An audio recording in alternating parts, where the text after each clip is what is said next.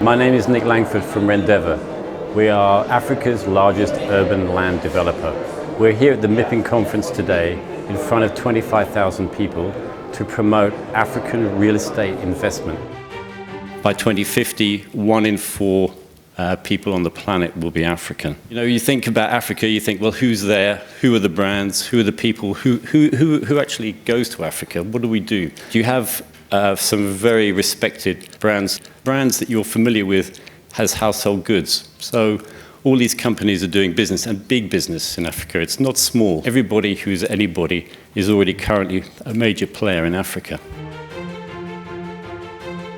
You learn anything from previous emerging market cycles? I think we do. And if you look at Africa as a continent at the moment, you know, a lot of people make the mistake of looking at Africa as one country, where, you know, there's over 50 countries, and every single one of them have their idiosyncrasies that you have to be very cognizant about.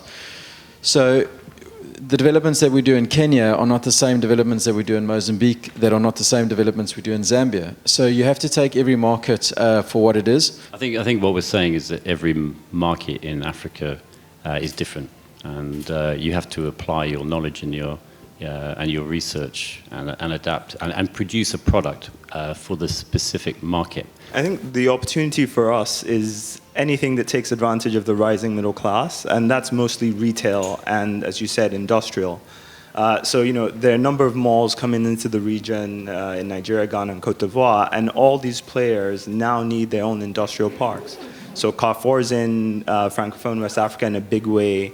ShopRite is in West Africa in a big way.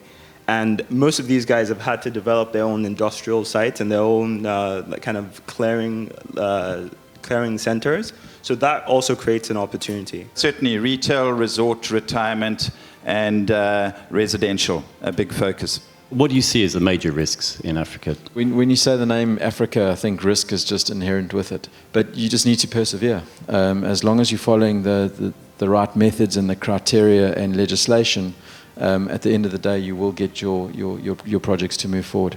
I think most of us as developers are looking at creating catalytic type of destinations, catalyzing the region and creating some form of industry within that space so that there is residential movement into that particular area.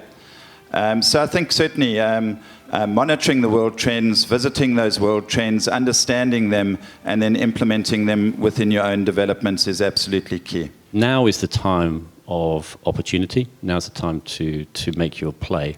We are we're the pioneers, I guess, or I don't know if you want to call it that.